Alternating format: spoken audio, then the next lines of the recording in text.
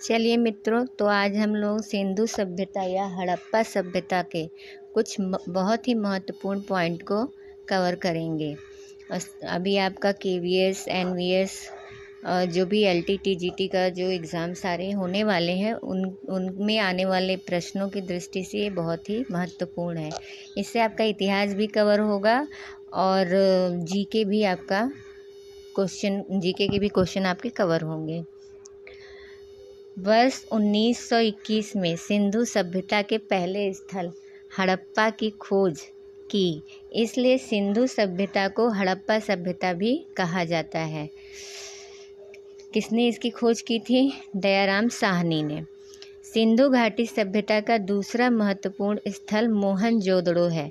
मोहनजोदड़ो का शाब्दिक अर्थ क्या है? मृतकों का टीला। मोहनजोदड़ो के उत्खनन कार्य 1922 में। मोहनजोदड़ो का उत्खनन कार्य कब प्रारंभ हुआ था? 1922 में। और किसने किया? किसके नेतृत्व में हुआ था? रखालदास बनर्जी के नेतृत्व में आरंभ हुआ था। यह स्थल इस समय कहाँ है? लरकाना जिला, सिंध प्रांत, पाकिस्तान में है। भारतीय पुरातत्व महानिदेशक ने 1924 ईस्वी में सिंधु सभ्यता, जिसे कांस्य युगीन सभ्यता भी कहा जाता है, के खोज की विविधता की घोषणा की। उस समय भारतीय पुरातत्व का महानिदेशक कौन था? ये प्रश्न भी आपका कई बार परीक्षाओं में रिपीट हुआ है। सर जॉन मार्शल ने। JF मैक ने 1927 से 1931 तक तथा GF डेल्स ने 1963 में हड़प्पा सभ्यता के किस स्थान के उत्खनन कार्य किया? मोहनजोदड़ो। सिंधु घाटी सभ्यता के करीब 1500 स्थलों का अभी तक पता चला है। इनमें से केवल 7 को ही नगर की संज्ञा दी गई है। ये 7 स्थल कौन कौन से हैं? हड़प्पा, मोहनजोदड़ो, चहुंदड़ो, लोथल, कालीबंगा, सुत्का-गेंडोर एवं सुरकोटदा। तो जो भी मोहनजोदड़ो या हड़प्पा सभ्यता के जिन स्थलों का उत्खनन किया गया है, जिसमें कि लगभग 1500 स्थल शामिल हैं, उनमें से अभी तक केवल 7 स्थलों को ही नगर की संज्ञा दी गई है। मोहनजोदड़ो को मृतकों या प्रेतों का टीला कहा जाता है। राजस्थान स्थित किस स्थल का अर्थ है काले रंग की चूड़ियाँ? तो ये किस स्थल को कहा जाता है? कालीबंगा। ये प्रश्न भी आपका कई बार एग्जाम में रिपीट हुआ है। सिंधु घाटी सभ्यता के विस्तार के कारण किसने हड़प्पा एवं मोहनजोदड़ो को एक विस्तृत साम्राज्य की जुड़वा राजधानियाँ बताया? तो ये किसने कहा था? स्टुअर्ट पिगट ने। मोहनजोदड़ो के लोग मुख्यतः किस प्रजाति के माने जाते हैं? ये किस प्रजाति के माने जाते हैं? भूमध्य सागरीय प्रजाति के। किस सभ्यता के निवासियों को कुओं, खंभों और नालियों के निर्माण का ज्ञान था, किंतु मेहराब के निर्माण के बारे में नहीं पता था? तो ये किस सभ्यता के लोग थे? हड़प्पा सभ्यता के। हड़प्पा के लोगों की सामाजिक पद्धति कैसी थी? उचित समतावादी। सिंधु घाटी सभ्यता के खुदाई में मिले अवशेषों में तत्कालीन व्यापारिक और आर्थिक विकास के घोतक क्या हैं? तो मुद्राएं। किसी भी व्यापार का आर्थिक विकास के घोतक क्या होते हैं? मुद्राएं। हड़प्पा काल की मुद्राओं के निर्माण में मुख्य रूप से किस द्रव्य का उपयोग किया गया था? तो टेराकोटा। हड़प्पा पाकिस्तान के पंजाब प्रांत में स्थित मोंटगोमरी जिले के किस नदी के बाएं तट पर स्थित है? ये प्रश्न भी आपका इम्पोर्टेंट है। रावी नदी के बाएं तट पे, क्योंकि कभी कभी बायां दायां पूछ देता है तो इसमें भी कंफ्यूजन हो जाता है। तो रावी नदी के बाएं तट पर स्थित है। हड़प्पा के टीले के विषय में सर्वप्रथम जानकारी 1826 ईस्वी में चार्ल्स मेसन ने दी थी। इसके पूर्वी टीले को नगर टीला कहा जाता है और पश्चिमी टीले को क्या कहा जाता है? दुर्ग टीला। हड़प्पा सभ्यता में सामान्य आवास क्षेत्र के दक्षिण में एक ऐसा कब्रिस्तान है जिसे समाधि R37 का नाम दिया गया है। इस कब्रिस्तान से जो ताबूत मिला है वह किस लकड़ी का बना हुआ है? तो वह किस लकड़ी का बना हुआ है? देवदार की लकड़ी का बना हुआ है। हड़प्पा में अन्नागार गढ़ी से बाहर मिला है, जबकि मोहनजोदड़ो में यह गढ़ी के अंदर है। 6-6 की 2 पंक्तियों में निर्मित कुल 12 कक्षों वाले एक अन्नागार का अवशेष कहाँ से प्राप्त हुआ है? 12 कक्षों वाले एक अन्नागार का अवशेष कहाँ से प्राप्त हुआ है? हड़प्पा से। सिंधु घाटी सभ्यता के लोगों का मुख्यतः व्यवसाय क्या था? तो उनका मुख्यतः व्यवसाय कृषि था। हड़प्पा वासी किस वस्तु के उत्पादन में अग्रणी थे? कपास। ये भी आपका प्रश्न कई बार पूछा गया है। सिंधु घाटी सभ्यता की लिपि किस प्रकार की थी? तो अज्ञात है। हड़प्पा वासी किस प्रकार की प्राचीन लिपि का उपयोग करते थे? चित्र लिपि का। सिंधु लिपि का अर्थ निकालने का प्रयास किसने किया है? डॉक्टर अस्को परपोला, SR राव आई, महादेवन आदि।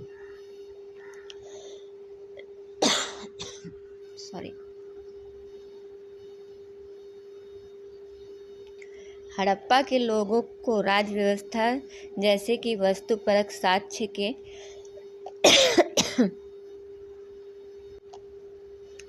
हड़प्पा के लोगों की राज व्यवस्था जैसे कि वस्तुपरक साक्ष्य से प्रमाणित होता है। कैसी थी? कुलीन तंत्रीय थी। हड़प्पा सभ्यता के औजार और हथियार अधिकतर किसके बने होते थे? तो उनके औजार ताम्र, टिन तथा कांस्य के बने होते थे। लोहे की जानकारी इन लोगों को नहीं थी। सिंधु घाटी की सभ्यता के समय वजन और माप की संख्या थी। तो वजन और माप की संख्या क्या थी? 16। मोहनजोदड़ो की जल निकासी प्रणाली अद्भुत थी, जहाँ से ईंट बनाने का भट्ठा, घरों में सीढ़ियाँ, कपास पत्थर के लिंग आदि मिले हैं। किस तरह की नर्तकी की प्रतिमा मिली है? तो कांस्य की नर्तकी की प्रतिमा यहाँ से मिली हुई है। कहाँ से? मोहनजोदड़ो से। और ये प्रश्न आपका लगभग सभी एग्ज़ाम में पूछा हुआ है कि कांस्य की नृत्य करती हुई नर्तकी की कांस्य की प्रतिमा कहाँ से मिली है? मोहनजोदड़ो से मिली है। मोहनजोदड़ो की खोज सन 1922 में किसने की थी? रखालदास बनर्जी ने की थी। मोहनजोदड़ो का सबसे महत्वपूर्ण स्थल कौन सा है? जो 11.88 मीटर लंबा तथा 7.01 मीटर चौड़ा एवं 2.43 मीटर गहरा है। तो ये कौन सा है? विशाल स्नानागार है। विशाल स्नानागार कहाँ से मिला है? मोहनजोदड़ो से। किसने इस विशाल स्नानागार को तत्कालिक विश्व का एक आश्चर्यचकित निर्माण कहा है? तो ये किसने कहा है? सर जॉन मार्शल ने कहा है। 45.71 मीटर लंबी और 15.30 मीटर चौड़ी मोहनजोदड़ो की सबसे बड़ी इमारत कौन सी है? अगर स्नानागार है विशाल, लेकिन अगर इमारत में पूछेगा तो सबसे विशाल इमारत कौन सी है मोहनजोदड़ो की? विशाल अन्नागार। कुओं के लिए फन्नीदार ईंटों का प्रयोग किया गया है। इन ईंटों की चिनाई किस पद्धति में की गई हुई है? इंग्लिश बॉन्ड पद्धति में। मोहनजोदड़ो में मातृ देवी की मूर्तियाँ मिली हैं। मोहनजोदड़ो में हड़प्पा की तुलना में पुरुष मूर्तियाँ ज़्यादा मिली हैं या नारी मूर्तियाँ? तो किन किन मूर्तियाँ ज़्यादा मिली हैं? नारी मूर्तियाँ ज़्यादा मिली। और मोहनजोदड़ो से ही आपने पढ़ा कि कांस्य की नर्तकी की मूर्ति भी प्राप्त हुई है। राजस्थान के गंगानगर जिले में स्थित कालीबंगा स्थल की खोज किसने 1953 में की थी? तो ये इसकी खोज किसने की थी? ए घोष ने। प्राक हड़प्पा युगीन जुते हुए खेत और हवन कुंडों का साक्ष्य किस स्थल से प्राप्त हुआ है? जुते हुए खेत और हवन कुंड, इसके साक्ष्य कहाँ से मिले हैं? कालीबंगा से मिले हैं। वह एकमात्र सैंधव शहर कौन सा है जहाँ से ईंटों के एक कृत्रिम गोदीबाड़ा का साक्ष्य मिला है? गोदीबाड़ा के साक्ष्य कहाँ से मिले हैं? लोथल से। अहमदाबाद जिले के सरागवाला ग्राम से 80 किलोमीटर दक्षिण में किस नदी के तट पर स्थित लोथल स्थल की खोज 1957 में डॉक्टर SR राव ने की थी? भोगवा नदी। तो लोथल कहाँ पे है? पहली बात तो जो ये है वो अहमदाबाद जिले मतलब गुजरात में लोथल स्थल मिला है। और इसकी खोज किसने की थी? SR राव ने की थी। कब की थी? 1957 में की थी।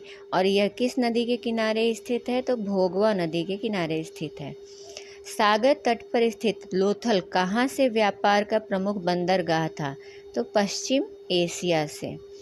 किस हड़प्पा केंद्र के बारे में माना जाता है कि मेसोपोटामिया के साथ सीधा समुद्र व्यापार होता था? तो लोथल। किस मुद्रा से प्रतीत होता है कि लोथल सामुद्रिक व्यापारिक गतिविधियों का केंद्र था? फारस की मुद्रा। लोथल से प्राप्त एक मृदभांड पर ऐसा चित्र बना है जिस पर पंचतंत्र की कहानी चालाक लोमड़ी का रूपांकन है।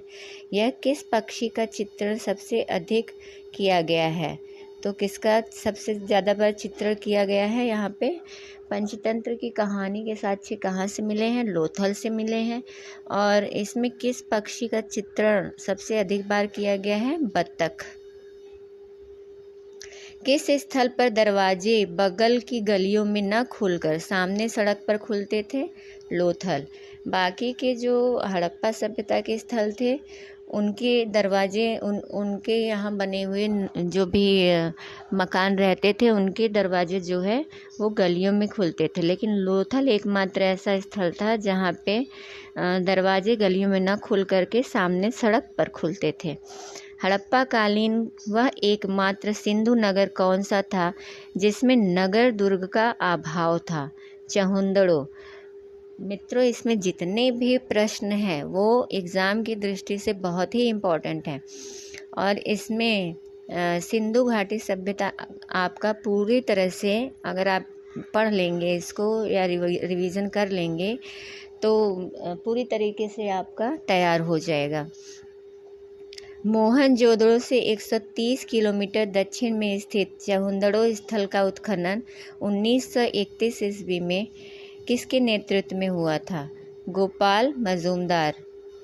वह एकमात्र स्थल कौन सा है जहां से मनके बनाने का कारखाना और चक्राकार ईंटें प्राप्त हुई हैं? तो ये भी चहुंदड़ो से ही हुई हैं।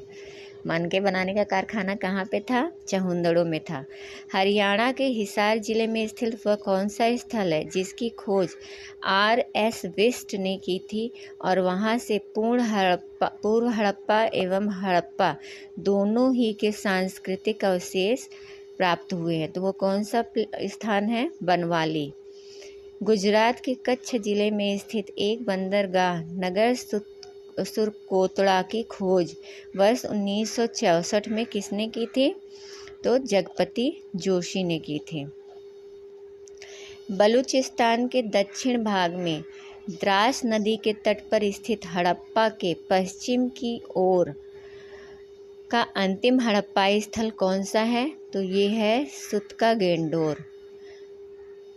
सुतका गेंडोर एक बंदरगाह नगर था जहां से मिट्टी की चूड़ियां और चारों ओर पत्थर की दीवार मिली हैं। 1927 में इसका पता किसने लगाया था? सर ओरियल स्टेन ने।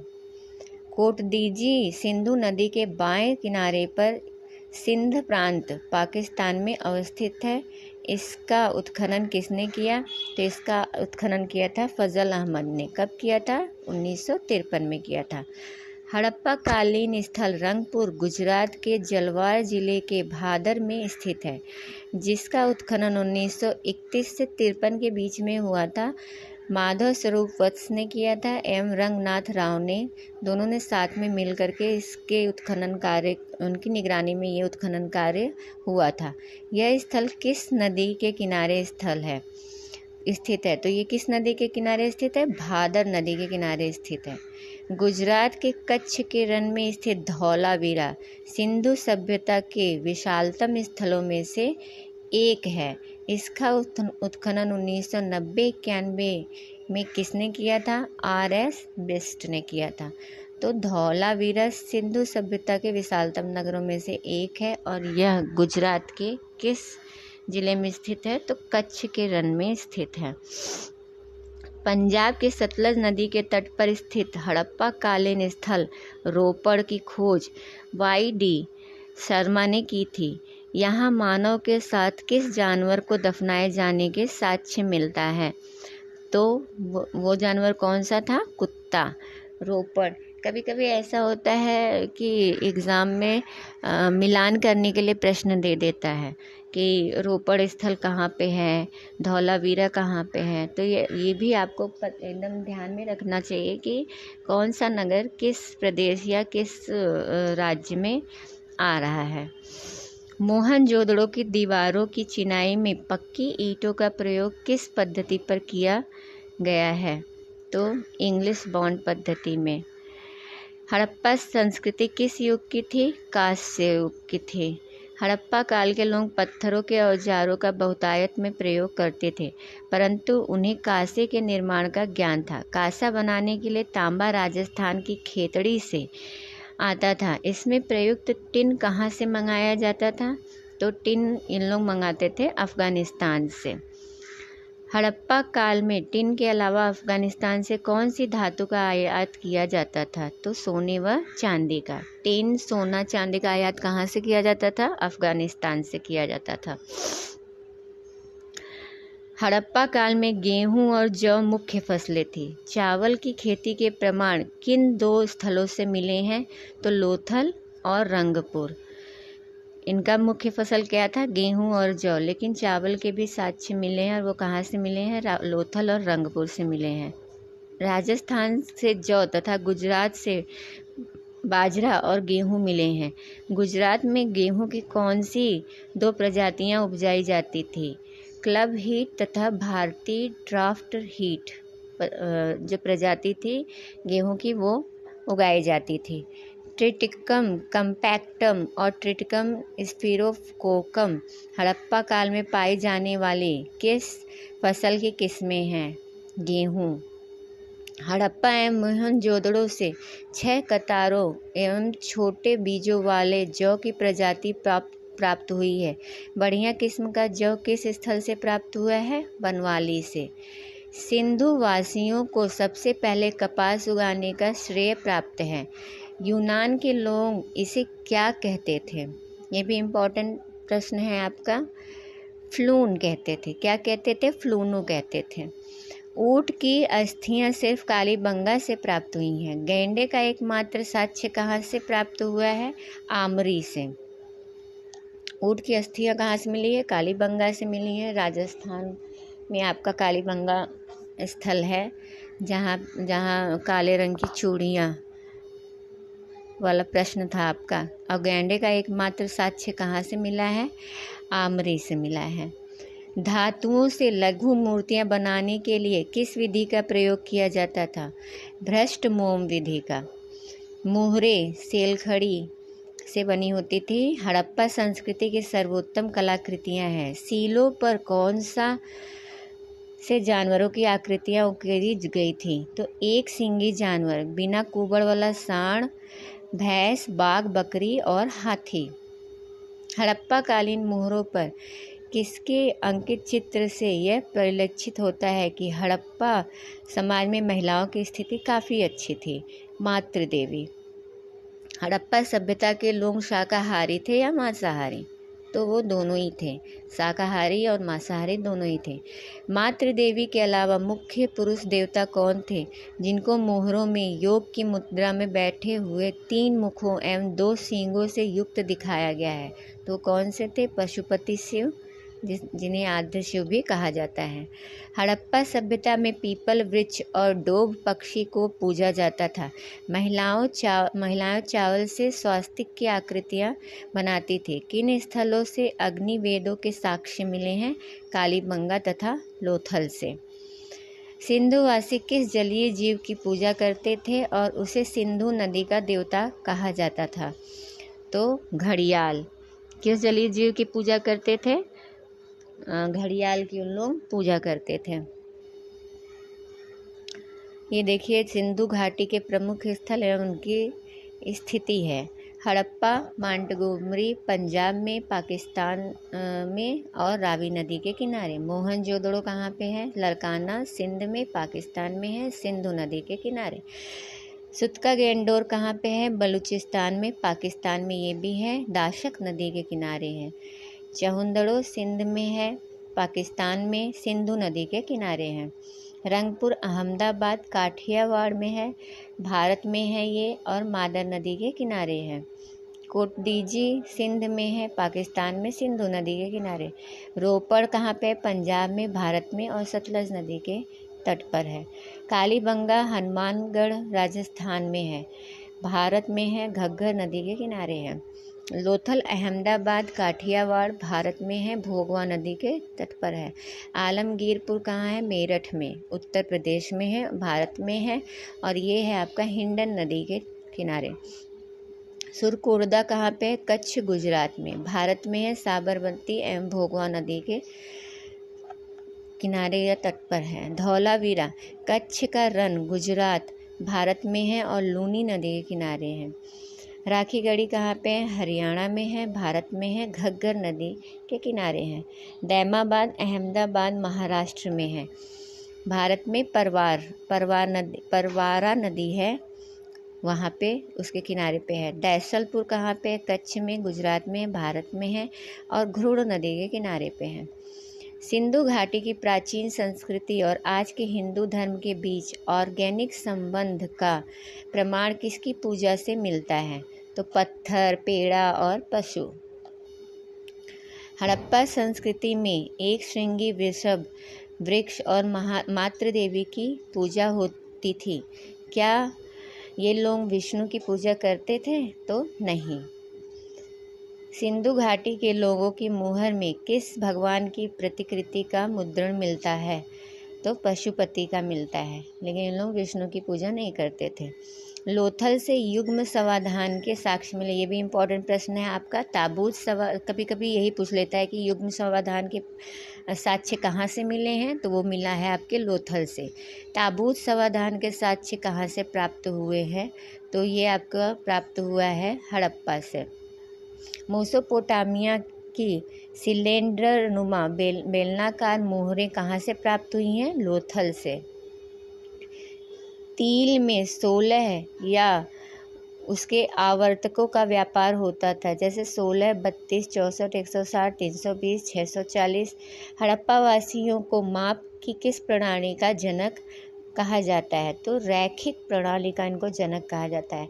हड़प्पा वासियों ने लेखन कला का आविष्कार किया था। हड़प्पा लिपि वर्णात्मक और चित्रलेखात्मक है। कालीबंगा से किस लिपि के साक्ष्य मिले हैं? जो दाएं से बाएं तथा बाएं से दाएं लिखी जाती थी। तो ये कौन सी लिपि का साक्ष्य कालीबंगा से वहाँ आपके कालीबंगा स्थल से प्राप्त हुआ है? बुस्ट्रोफेडन लिपि का। सुमेरियन लेखों से ज्ञात होता है कि वहाँ के नगर व्यापारी मेलुहा के व्यापारियों के साथ वस्तु विनिमय करते थे। यहाँ मेलुहा किसके लिए प्रयुक्त हुआ है? सिंधु प्रदेश। वस्तु विनिमय का मतलब है कि जैसे वहाँ पे पाई जाने वाली एक स्थल पे पाई जाने वाली चीज़ों के बदले में जो दूसरे स्थल से उनके व्यापार हो रहे हैं, तो उन लोग पैसे का लेन देन न करके वस्तुओं की अदला बदली करते थे।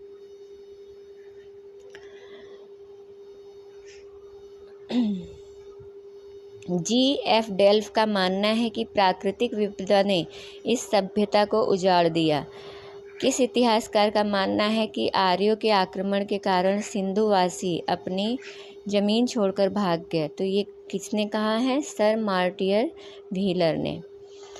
कांसे की बैलगाड़ी तथा इक्का हड़प्पा और चहुंदड़ों के स्थलों से पाए गए हैं। सड़कों पर बैलगाड़ी के पहियों के निशान किस स्थल से मिले हैं? बनवाली से मिले हैं।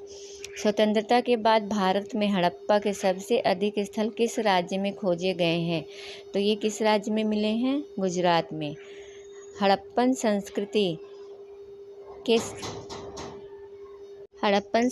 के संदर्भ में शैलकृत स्थापत्य के प्रमाण कहाँ से मिले हैं? तो तो धौलावीरा से मिले हैं। हड़प्पा में मिट्टी के बर्तनों पर सामान्यतः किस रंग का उपयोग किया जाता था? लाल रंग का। वस्त्रों के लिए कपास की खेती का आरंभ सबसे पहले किसने किया? भारत ने किया था और हड़प्पा वासियों ने ही किया था सबसे पहले वस्त्रों के लिए कपास की खेती का आरंभ। तो ये आपके सिंधु सभ्यता से जुड़े हुए कुछ इम्पोर्टेंट पॉइंट थे, जो अभी जितने भी इम्पोर्टेंट पॉइंट मुझे लगा मैंने आप लोगों को अभी उपलब्ध करा दिए हैं। इनका आप बार बार रिवीजन करते रहेंगे तो आपको कम से कम इसमें से हड़प्पा सभ्यता से आए हुए प्रश्न ज़रूर ही रहेंगे याद, और आपको प्रश्नों को हल करने में इनसे ज़रूर सहायता मिलेगी।